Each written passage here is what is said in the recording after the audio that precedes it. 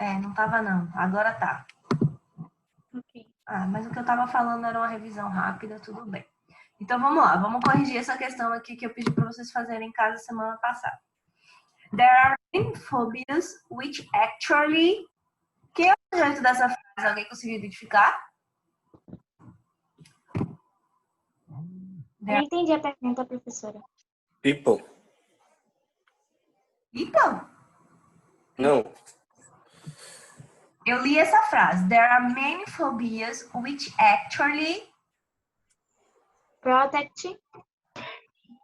Eu quero saber quem é o sujeito, nem uma resposta. Fobia. Fobias. Ó, existem muitas fobias que, na verdade, o sujeito dessa frase é fobias. Se tá no plural, eu vou usar o verbo protect ou protectees? Protect. Protect. Estou falando no plural, o verbo não é alterado no plural no presente simples. Ok? Ok. Próxima frase. There are many people who... Olha os pronomes relativos, vocês estão vendo? O que aqui a gente... It, aqui tem no who. O it eu uso para coisa. Tava falando da fobia. Who, eu tô falando de quem agora? De uma pessoa. People são pessoas, no plural. People é substantivo irregular. Ele parece que está no singular, mas ele se refere a pessoas. Ok? Então é plural. Ok. Vou usar is ou are. Are. Are. Isso. Então, there are many people who are afraid of heights. Então, ó, tem muitas pessoas que têm medo, né? Sentem medo de altura, heights. Aerofobia, which... Quem é o sujeito aqui? Aerofobia. Aerofobia. Vocês percebem que o pronome Doido da porra, meu namorado.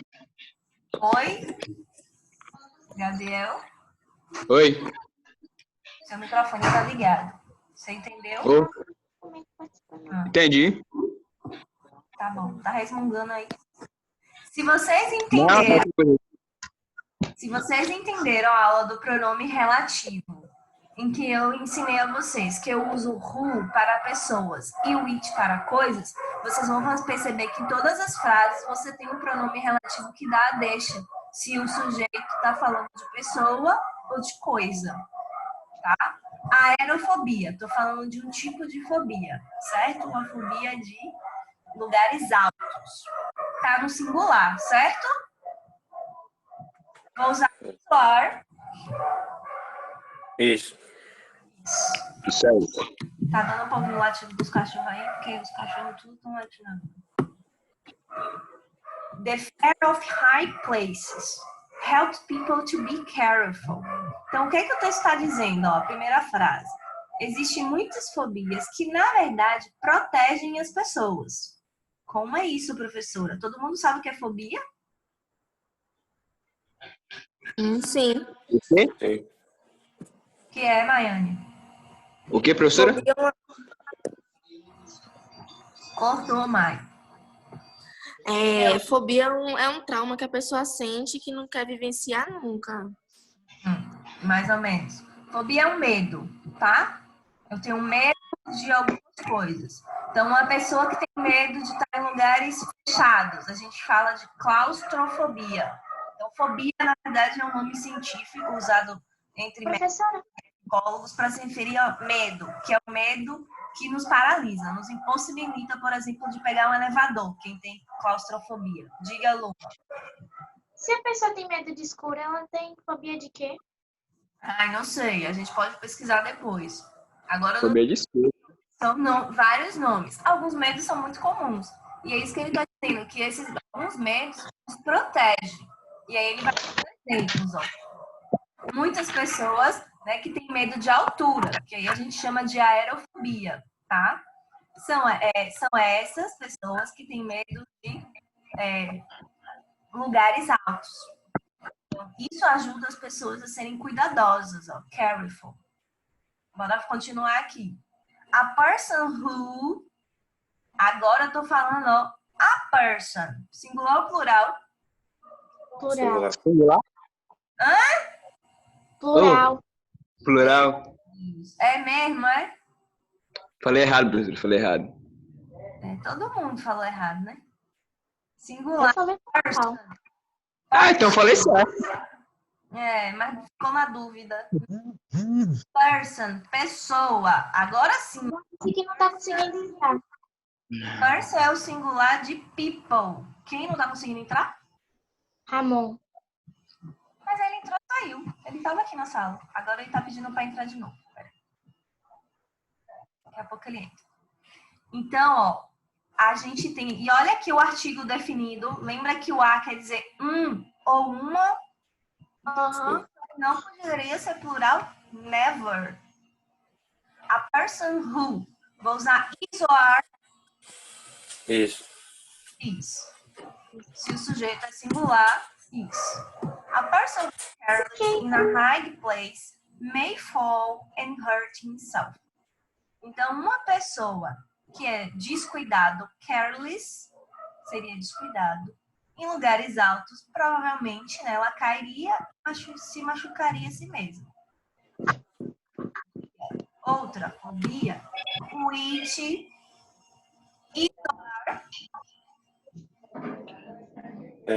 Isso. outra fobia, another is. Que a Troid entrou, já tá entrando muita gente assim, tô gostando de ver. Oi. Chegou o Gerson. Bora lá. Actually helpful is fearophobia. Então, uma outra fobia, né, que na verdade ajuda é a fearofobia. People who, de novo, estou falando de people, vou usar has ou have? Have. Have. Pessoas. Então, eu vou usar o plural. O plural não altera o verbo. Who have fearophobia are afraid of fire. Alguém se lembra o que é fire? Fogo. Fogo. Então, a pessoa que tem fearofobia, ela tem medo de fogo. Fire is 110, which... Vocês colocaram o que aqui? Eu botei coloquei isso. Isso. Muito bem, Eric. Isso. Fire is one thing which is really dangerous. Fogo é uma coisa que é muito perigosa. Ok? Ok. Ficou claro? Ficou. A gente podia ter feito muito mais rápido essa questão, mas eu fiz questão de ir detalhando e mostrando todos os pronomes relativos que nós aprendemos. Beleza? Beleza. A questão 2, deixa eu parar de compartilhar aqui para vocês não verem minhas respostas. A questão 2, eu disse que não adiantava você tentar fazer por quê? Eu tenho que ler algumas frases, vocês vão ouvir e anotar o que vocês entenderam. Não precisam escrever em inglês, tá? Vocês podem escrever em português mesmo, o que vocês entenderam disso que eu li. Pode ser? Estão prontos? Pode. Lápis e caneta na mão? Sim. Por aqui, rapidamente, né? Pega um lápis ou uma caneta e o livro aí. Deixa eu pegar a caneta aqui rapidão. Eu vou continuar falando sobre fobias, tá? É como se fosse uma continuação da questão 1, só que aí eu vou ler 2 vezes e vocês vão escrever o que vocês entenderam, ok? Vamos Pode treinar começar. os ouvidos. Tem alguém que tá com a TV ligada por aí? Oi? Tem alguém que a TV tá ligada, que eu tô ouvindo barulho, pra não atrapalhar. Desliga o microfone quando quiser falar. Pronto. Vamos lá. Pronto. Vou continuar, tá? A person who is afraid of insects has a kind of zoophobia. People who are afraid of snakes, spiders, and mice have zoophobia too. People who are afraid of germs have microphobia. They wash their hands many times a day and they refuse to be near people who are sick. Ok? Vou ler novamente, tá? Vou ler mais devagar agora. A person who is afraid of insects has a kind of zoophobia. People who are afraid of snakes, spiders, and mice have zoophobia too. People who are afraid of germs have microphobia. They wash their hands many times a day and they refuse to be near people who are sick. Entender? Mais ou Não, menos. mais ou menos. Eu entendi que são pessoas que têm medo de animais e medo de coisas pequenas, microfobia e zoofobia. Muito bem, você entendeu muito bem. Zoofobia são pessoas que têm medo de algum tipo de animal, certo? E aí, Ok. que são pessoas que têm medo de insetos, né? Algumas pessoas têm medo de cobra, aranha e ratos. Eu falei, né? Nesses casos a gente chama de zoofobia. Se eu tenho medo de qualquer animal, eu tenho medo de cachorro. Eu sou uma pessoa que sofre de zoofobia, ok? Lembra que zoo vem de animals. E a outra microfobia que eu falei são as pessoas que têm medo de germes, tá? Que chama microfobia, porque os germes, eles são pequenos, não é isso? Como vírus, por exemplo. As pessoas que têm microfobia, elas têm medo de bactérias, de vírus. E aí eu completo dizendo, they wash their hands many times a day and they refuse to be near people who are sick. Então, eles lavam as mãos muitas vezes durante o dia e eles se eles se negam, eles evitam estar próximos de pessoas doentes. Entenderam? Sim. Hã? Conseguiram ouvir? Não, não consegui escutar, não. Não tá me ouvindo não, Roma? Agora eu tô. Mas é isso aí mesmo que você falou, tá? Bom. Os demais conseguiram compreender parte disso? Escrevam aí o que vocês compreenderam. Eu acabei já Eu falando. já coloquei. Nesse momento de pandemia, todo mundo está um pouco microfóbico, né? Nós acabamos desenvolvendo, e aí o que ele fala que essas fobias muitas vezes são importantes porque elas nos protegem. Então, nesse momento, alguém que tem esse hábito de lavar as mãos com frequência, né, está se protegendo, né?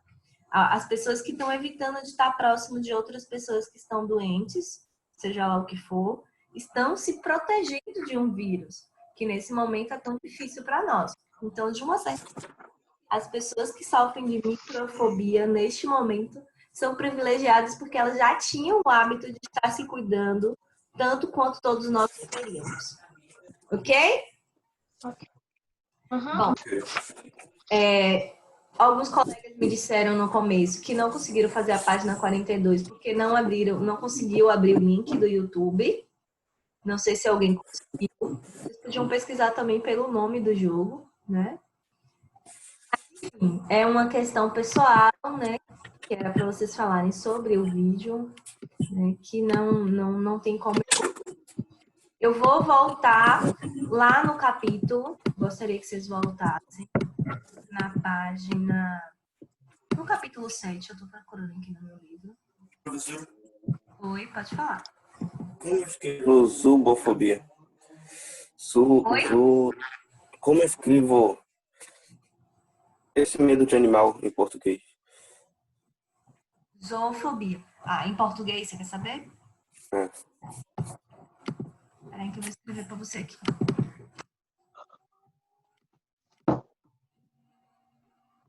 Zoofobia. Em português seria assim. Em inglês a gente faz com TH. Zoofobia. Ok? Legal.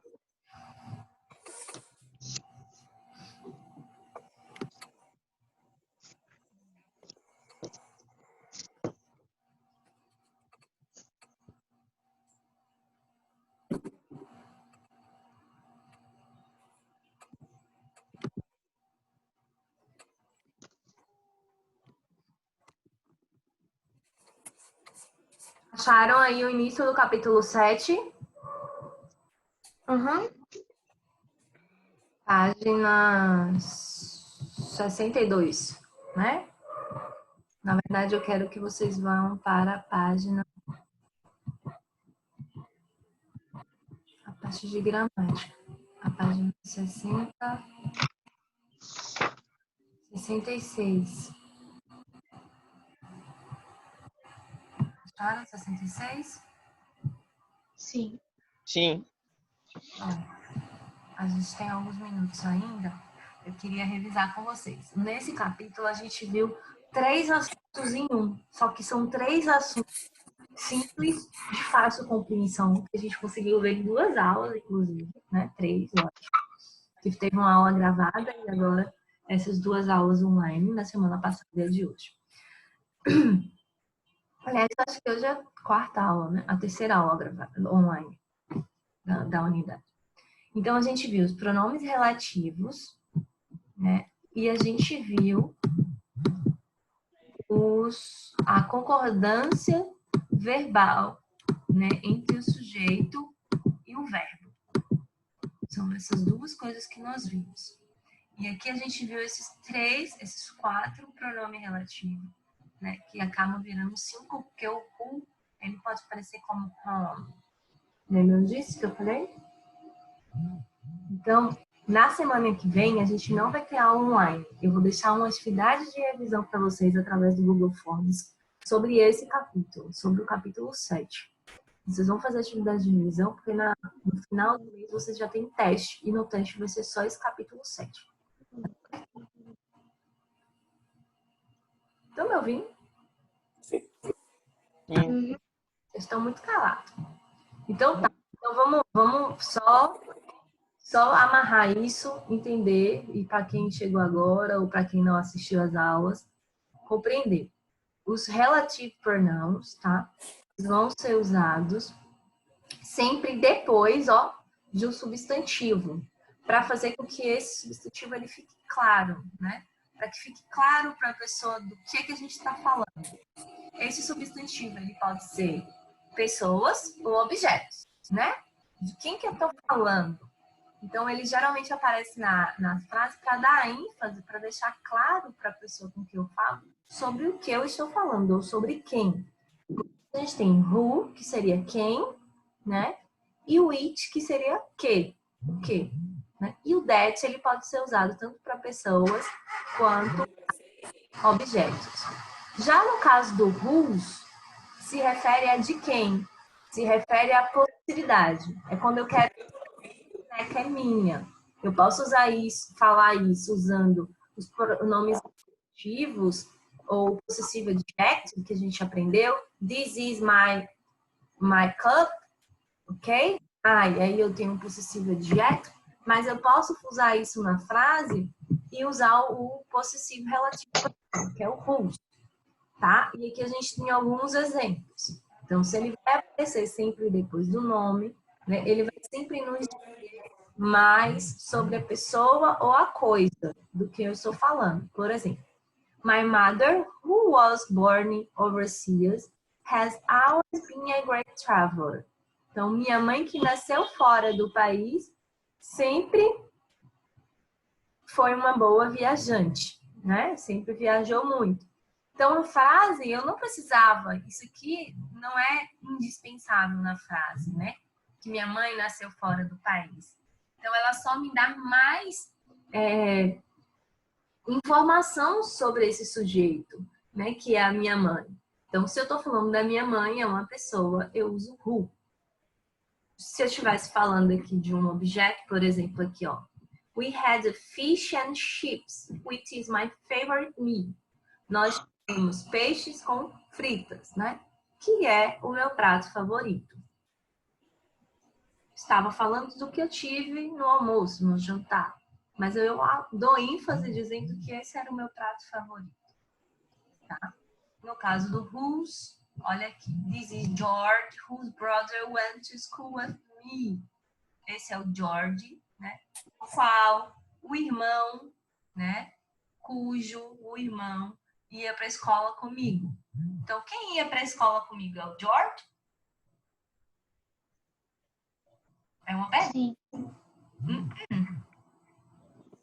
Quem que ia pra escola comigo? George. O irmão de George. This is George, whose brother went to school with me. Esse é o George, cujo irmão vai para a escola comigo.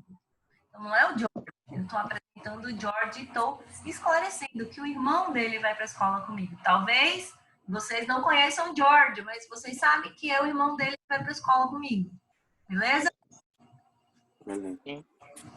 Pronto. Não é um assunto difícil, né? E a gente trabalhou ele muito bem nas aulas online. Quem não assistiu, vão assistir a gravação das aulas, porque é o assunto do teste de vocês, tá? Depois disso, a gente viu lá na sessão extra essa questão de nós concordarmos o sujeito da frase com o verbo.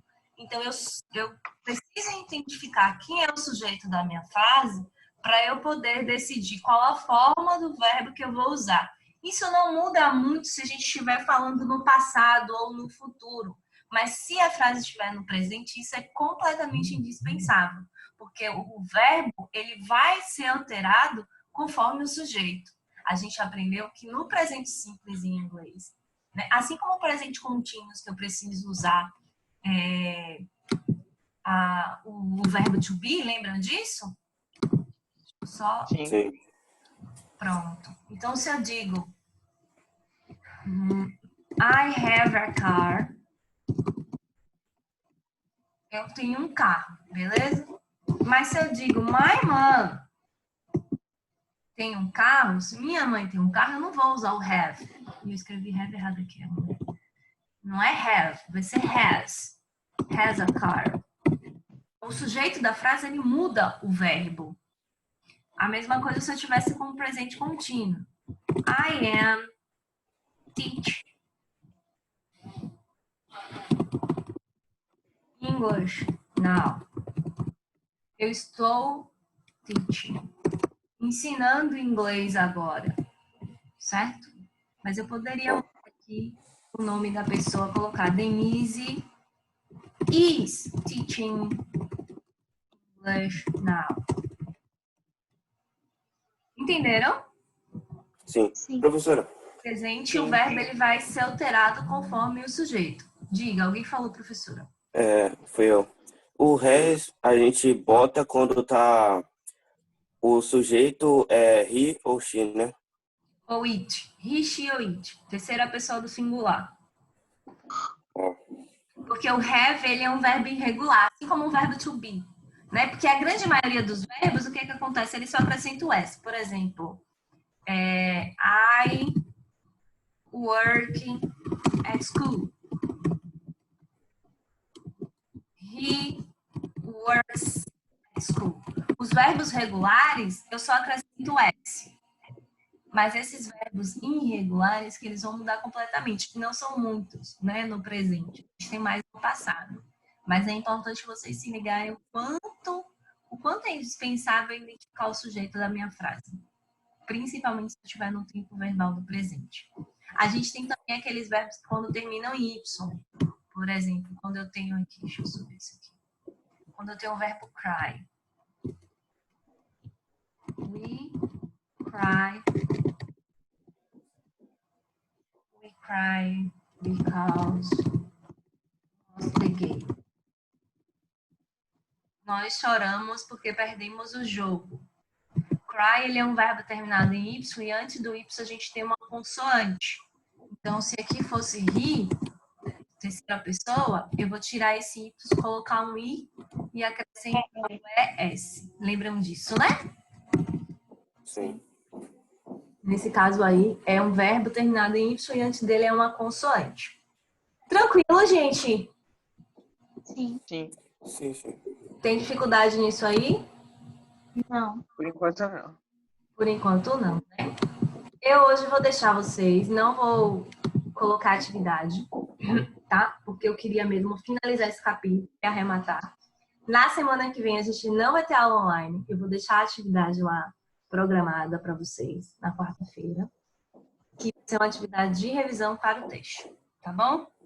E aí, se tiver alguma dúvida, vocês deixam lá na plataforma que eu esclareço. Ok. Ok? Alguma Ok. Ok. No? Ok, então. Bye, bye. Tchau. Bye, bye. Tchau. Bye. Estudem, se cuidem. Ok. Ok. Bye. Bye.